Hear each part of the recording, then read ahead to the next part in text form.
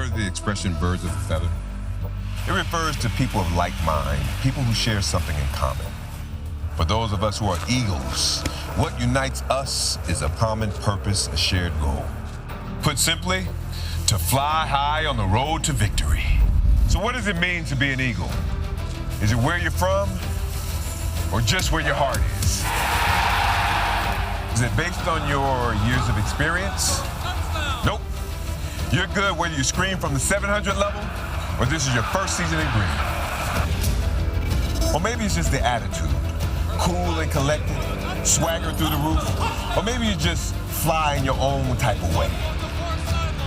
Yeah, they all work. The point is, you're an eagle. You gotta feel what's about to happen, man. You're part of something bigger. A family, million strong, who are there through thick and thin, giving it all we've got for the same thing. Like I said, birds of a feather. Go Birds!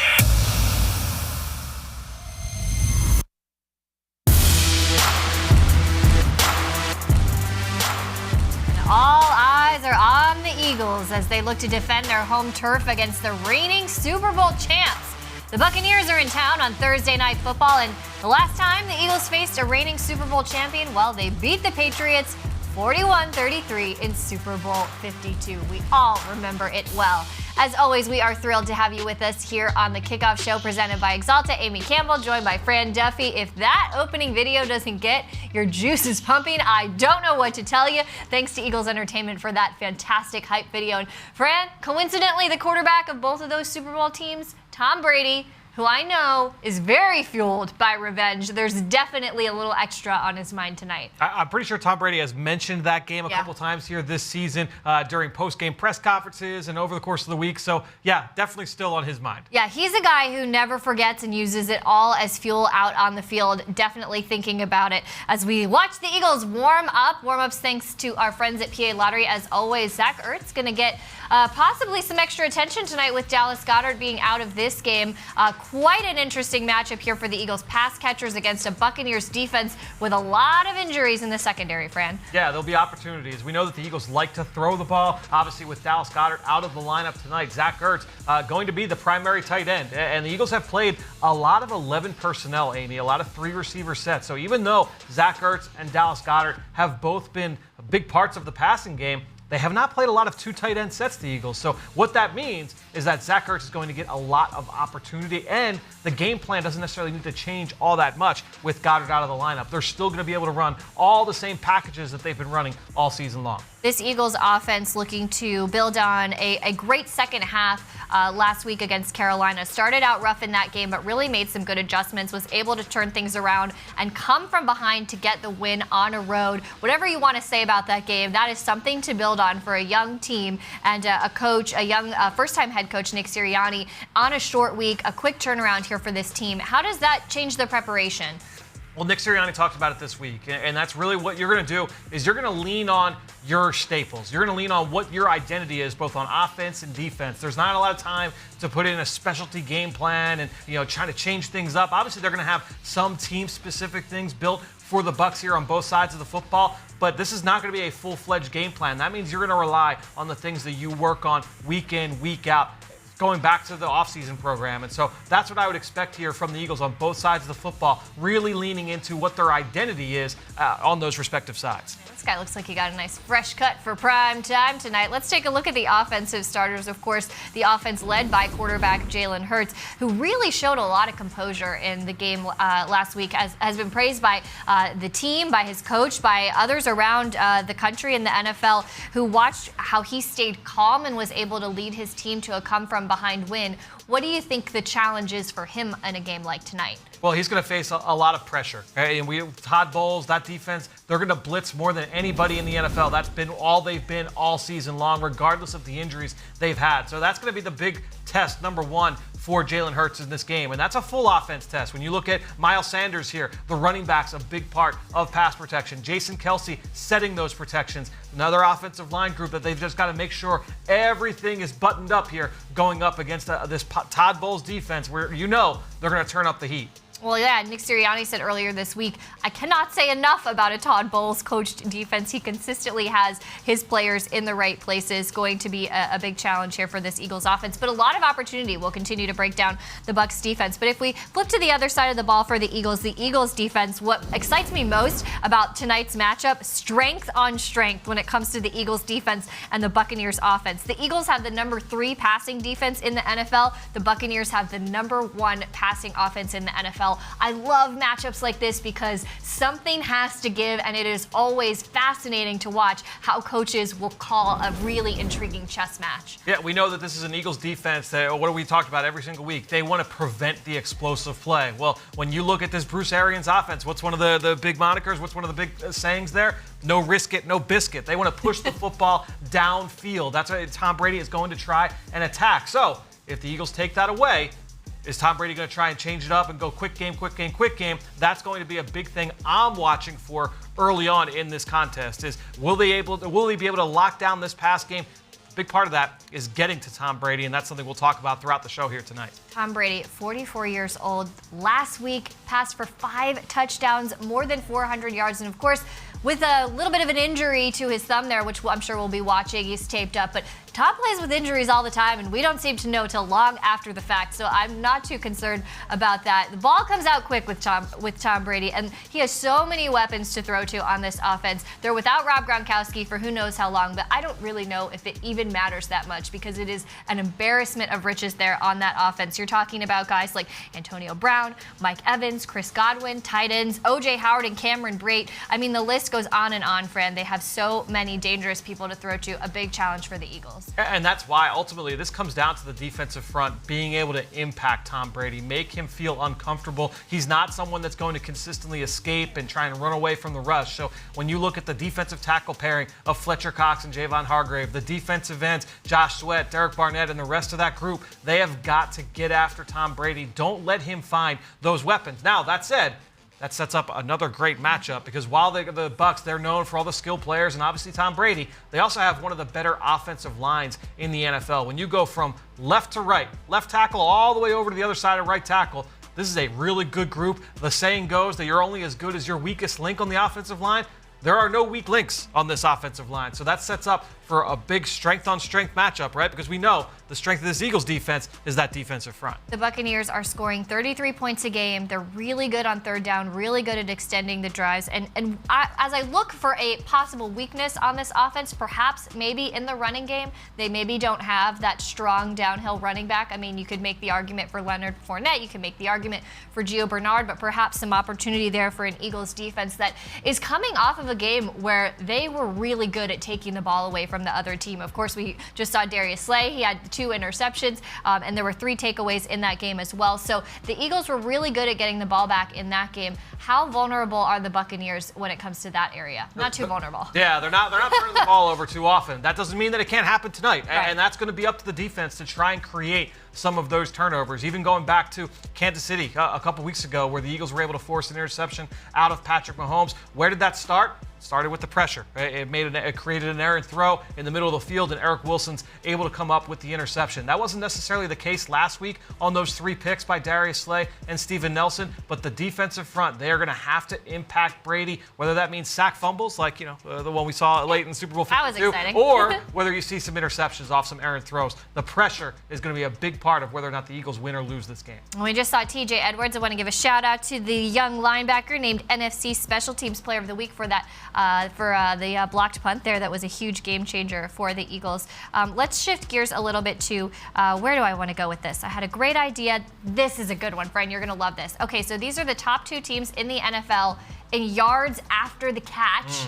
What does that tell you? What does that mean? This is, kind of a nerd stat. Can we make this make sense for the people? So there are a lot of aspects when it comes to yards after catch. Number one, you talk about the scheme, right? So you're talking about trying to get the ball into your receiver's hands quickly, let them pick up yards after the catch. We know that the Eagles have the number 1 screen game in the NFL. They run more screens than anybody. So they're going to have a lot of opportunities to create some of those yards after catch, right? So a lot of that's going to be on the speed. So Eagles have a lot of speed. Jalen Reagor, Devontae Smith, Quez Watkins, but Also, that's on the quarterback as well. Getting the ball out early, getting the ball out accurately. The ball placement is imperative. And so when you look at the scheme over on the Eagles' offensive side, obviously the play of that guy there, number one, Jalen Hurts, but then you look over on the other side and Tom Brady, you know that you've got a lot of different things that can contribute to yards after catch. What about the matchup for the Eagles' run game? You know, it's something that has been a conversation. When are we going to see more of it? And what about the matchup for them tonight against this Bucs defense? And again, with the offensive line continuing to have young guys that are getting opportunities with some veteran starters out with injury. Yeah, so we got the same starting lineup from a week ago. Wow, against 2 weeks in a row. 2 weeks in a row. We got the same starting lineup, so that will be big for them. You get a little bit of continuity there. That said, very tough test against this defensive front. We've talked about the blitzing, but just from a personnel up front, it is a 3-4 defense, but a lot of those guys are going to come after the quarterback on every single play. So Vita Vea at defensive tackle, Ndamukong Suh at defensive tackle. Two guys with outstanding power and the ability to push the pocket. Suh, at his age, still able to penetrate and win with his quickness off the ball. Then you look on the outside, Shaq Barrett, Jason Pierre-Paul. They've got the young first-round pick, Joe Tryon, who has been making plays left and right. So when you look at all the different players that they've got in that defensive front, it's a big matchup game here for the Eagles, not only mentally with all the blitzing, but from a physical standpoint, this offensive line, they're in for a very big test. Well, and as much as the Buccaneers have statistically the best running defense in the NFL, they are equally as weak in the passing defense on the back end. They are without many of their original starters, a long list of DBs who have been injured, backups who have been injured. They just brought in Richard Sherman, the veteran, who's going to be there on the outside. What do you think about specifically with Devontae Smith, who has become such a consistent target for Jalen Hurts? He leads the Eagles in receptions and receiving yards so far this season. What do you think about the matchup for him on the outside and the opportunity to take advantage of a potential weakness for Tampa Bay's defense? Well, that's the thing, is that there's going to be opportunity, but the big thing to remember with stats like that is when you're going up against an offense like Tampa Bay, you know they're going to put up points. And so if you're an opposing offense, very often you're saying, well, we got to figure out how to match them. We're going to throw the ball. I think a good example is going back to the first game of the year, the Dallas Cowboys going into playing Tampa Bay.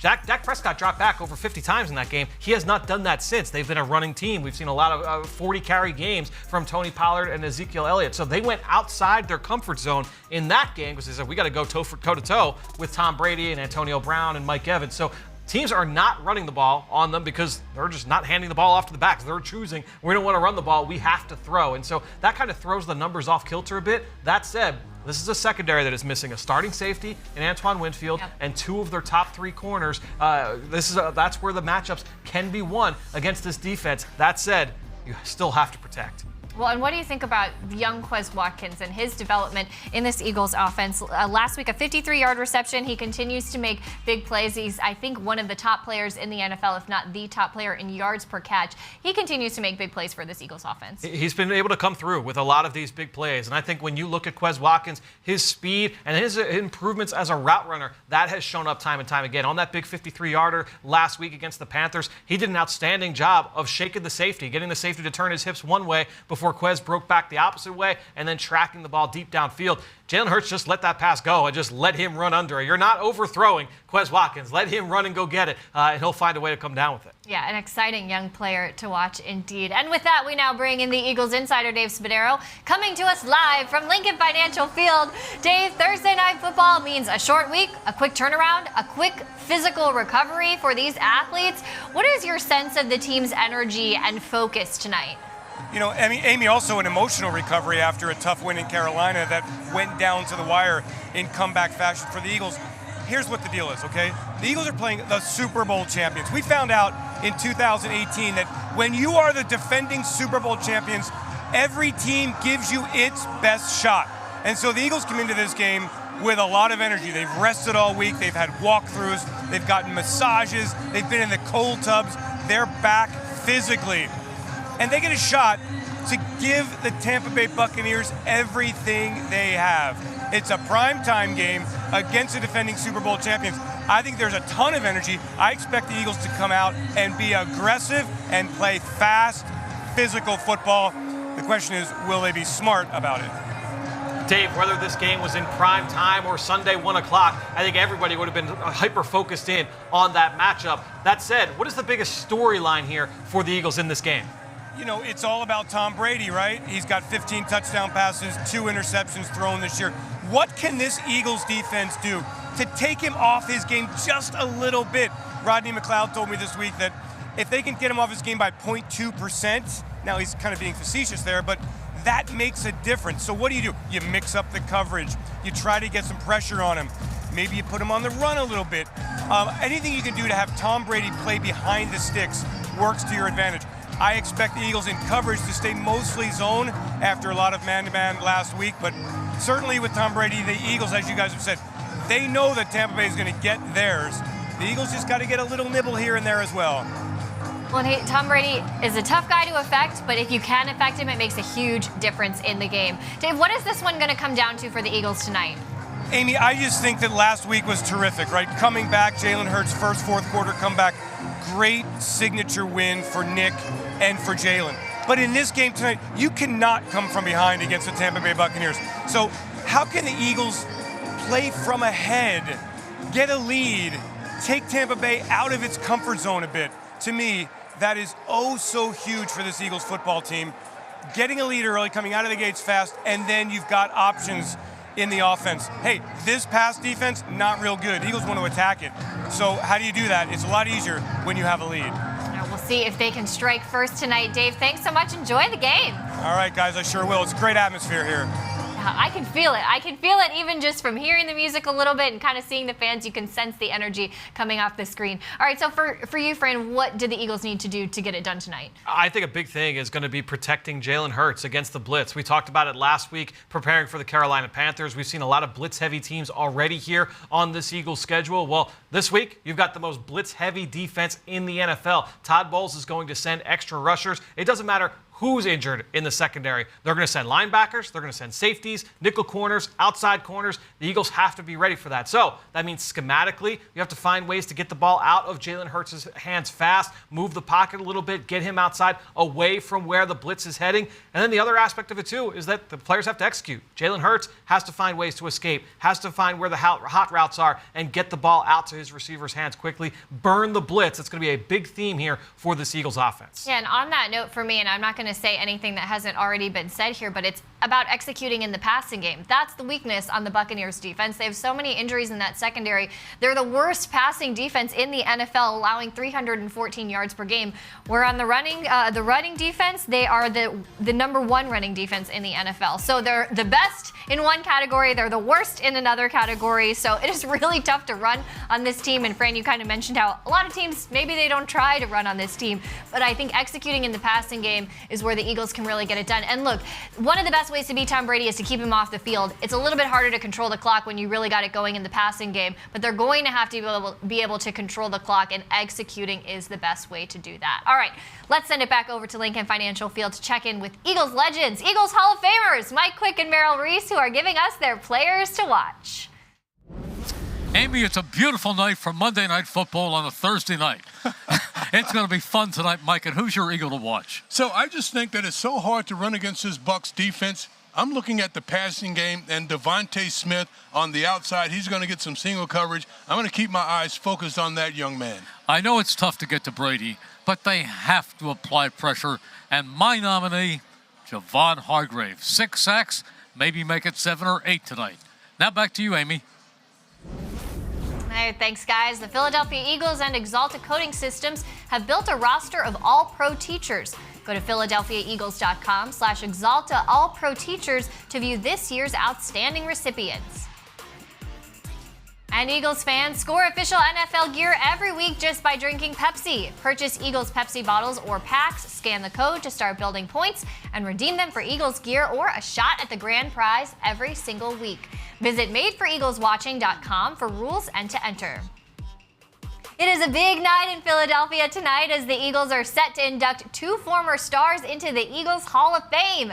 Trey Thomas and Jon Runyan held it down on the Eagles offensive line from 2000 to 2008, starting in a franchise record 134 games together.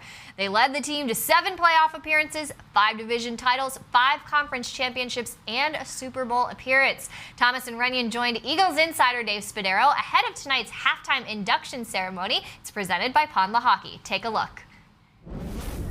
Your reputation was what? Some people call it dirty. I think everybody calls it. Some people call it dirty. Yeah, it's in the gray. But you got to walk the line. But really, it was getting chippy with people, getting physical with people to get in their head. That was kind of my advantage. Like, I'm not as good an athlete as he was. My thing was, I'm going to go and I'm going to give you a forearm in the back, kind of push you over the pile a little bit, let you know I'm around, and at some point you're going to try to fight me. And when you're trying to fight me, now I have the advantage because you're not trying to beat me in this game. You're trying to physically assault me. I'm just messing with your head the whole time. I love it. Well, here's something that Juan said about you. Take a look. You know, John finished plays. You know, if you want to say that's dirty, well, you can say what you want. John Runyan played with heart. John Runyan finished. When you finish plays, you become a physical player. He went until the whistle blew. You know, and that's easier said than done. You know, offensive linemen are bigger. They're probably, you know, people talk about they're not as athletic as the defensive guys, but what John was in great shape. You know, John could run all day, and that's what helped him finish plays and keep after guys. And I think more than anything, you can say that, you know what, John finished plays, and he played until the whistle blew. You know, if you want to say that's dirty, you can say whatever you want. Most people, that's what you want. Your reaction? I mean, that's how I was wired. So my whole thing growing up, where I grew up in Michigan, was watching University of Michigan football and those guys flying around. And, you know, you got guys, you know, like, you know, Dean Dingman and Skrepnik just pancaking dudes over the bench and that kind of stuff. And that still gets my blood boiling today, that type of stuff. To actually latch onto a grown man and grab his breastplate and deposit him on the ground, that made it all worth it. You know, and that's what it was all about for me. I'm not sure your style would be described as the same as John's style. How would you describe your style at left tackle? I had a little bit more cream in my coffee. No, I don't know. I think that, but Ryan and them, man, y'all was so wild, dude. Like, everything they did in games, they did in practice. I remember we were in training camp and they come flying over the pile. I'm like, man, what? This is just insane. We used to do it like, you know, we would have those periods in training camp where it's live, tackle to the ground. I'd go to Jermaine Mayberry playing guard next to me. I goes, watch this drill's going to end right now. He goes, what do you mean? I go flying over that pile and hit Brian Dawkins on the other side. This drill is over. Yeah, yeah. I mean, they would do it in the practice. We do it every time. Crazy. Yeah. Well, so Juan, you had to be in concert with Donovan, where his drop had to line up with what your steps were. I always kind of looked at you as an artist at left tackle. Here is what Juan says about you. We all know in the NFL, you know, a lot of games are won in the fourth quarter, the last 2 minutes of the game, and I think it was nice for Donovan, you know, and then to know that Trey was there, especially because Donovan, you know, they were friends and Donovan knew him, and you know the thing about Trey is Trey could go to Donovan. Sometimes I say T, man, Donovan's getting too deep. Oh, I got it, Juan. And then Trey would go talk to Donovan and say, hey, man, you're getting too deep on those 7-step drops, you know, things like that. They had a good relationship, but Donovan knew that Trey had his back, and I think that's very important, especially at the end of the game. Yeah, man. Your thoughts? Oh, yeah, absolutely. Yeah, we would always be on 5 about his drops, his cadence. You know, we would still definitely be on that cadence a lot, you know, so that was a lot of stuff that we were all focused on. Congrats to 2 Eagles greats on being inducted into the Eagles Hall of Fame. And of course, you can watch the full interview with Trey Thomas and John Runyan starting Friday on the Eagles website, mobile app, and YouTube page. So, Fran, 2 Eagle stars going into the Hall of Fame tonight. Really appropriate that they're going in together, don't you think? No question. And it's so awesome that the Eagles were able to put both of these guys in at the same time. You can't put one in over the other. They both meant so much to the Eagles, that era of Eagles football. So when you think of Andy Reid's offenses and you think of Donovan McNabb and Brian Westbrook, it's impossible to not think of Trey Thomas and John Runyan. Well, when you think about John Runyan, what comes to mind in terms of his time here and his impact on this franchise? No question. It's the physicality that he showed us. Some of those clips that we just saw, like it was so great being able to see some of the blocks against Michael Strahan and some in the Bucs games, and watching him go up against like LeVar Arrington in Washington, and some of the great Dallas Cowboys rushers. Some of the great moments in Eagles history from that era. It starts with John Runyan at the point of attack. Well, what about Trey Thomas? What when I say the name, what kinds of things are conjured up for you. I mean, one of the best tackles in Philadelphia Eagles history, and the Eagles have been blessed with great tackle play for the last couple of decades, and Trey Thomas is a big part of that, right? After him, obviously another future Hall of Famer in Jason Peters arrives in Philadelphia, but before that, it was Trey Thomas, and he had that ability to win against speed rushers, against power rushers. He's one of those guys that's just built differently than any other human being, and so being able to see that skill set on display, and really honestly, looking at both those guys, Trey Thomas was a first-round pick the year before Andy Reid arrived. John Runyan was one of the first free agent signings for Andy Reid, and that kind of put that emphasis on offensive tackle. That is a key position that you need to make sure you put a lot of stock into when you're building a team, and we know that that's a philosophy that is still a big part of the Eagles today. Yeah, that legacy is still here, and both of these guys continuing to work in the game, with Trey Thomas as an offensive line coach for IMG Academy, a high school powerhouse, and then John Runyan, VP of Policy and Rules Administration for the NFL. So very cool. A huge congrats to both of them, and you can watch live as they are inducted into the Eagles Hall of Fame at halftime tonight. Be sure to join the live stream and see this really exciting moment. Congrats to both of them. I have goosebumps just thinking about how exciting this is for all of Eagles fans and for these two Eagles greats. All right, let's shift gears, Fran. Let's get to your Rico Extra Point tonight. Oh, we've been talking a lot about line play in this segment. We're going to go over to the opposite side, though. We're talking about the Eagles' defensive front. How do they pressure Tom Brady in this game? And we know it's one of the big keys to victory here for the Eagles. And when you look at Tom Brady, we could just take a look at this clip. We know exactly where he is going to be. That's one of the things that offensive lines love about Tom Brady. He's not moving. He's staying right between the hashes, that little 5x5 box behind the center. That's where Tom Brady is. And so as a defensive front, you have got to get home. You don't want to blitz Tom Brady. He's going to carve you up if you send extra defenders and you take a defender out of coverage. You've got to get home with a four-man rush. And sometimes that means mixing it up with stunts and twists. And what do I mean by that? Well, on every protection, there's going to be a slide side. The center's going to slide one way. That means you're going to have a 2-on-2 on the opposite side of that slide. What happens if you play man-to-man defense in basketball, Amy? You're going to run the pick and roll. And this is the same idea, whether it's a TE stunt where the tackle goes first and then the end loops inside, or an ET stunt where the end goes inside first and the tackle loops outside. The Eagles have had a lot of success with these stunts. We saw it last week on that sack by Josh Sweat. You want to try and get a defensive lineman home, using some of these stunts. That might be a big way to capitalize on that. That said, a big part of that is going to be getting the Bucs into those pass-first situations on 3rd and long. If the Eagles don't stop the run on early downs and get into 3rd and long, you're not setting up for a lot of these stunts. If it's 3rd and 1, you're not running guys out of gaps because you're afraid of getting gashed in the run game. So the Eagles have to get into 3rd and long, then run all these stunts and games up front. That's a lot to think about, a lot to execute. You better come correct when you are coming against Tom Brady, the greatest quarterback of all time, who that picture is so interesting. Like, he just looks younger and younger every time I see him, which is so crazy. All right, don't forget to tune in to the post-game show presented by Rico immediately following tonight's game for instant reaction, analysis of tonight's game, and press conferences from coaches and players live as well. For now, we look to see, can the Eagles defend their home turf against the reigning Super Bowl champions? All eyes are on South Philadelphia on this Thursday night. Enjoy the game, everybody, and fly, Eagles, fly.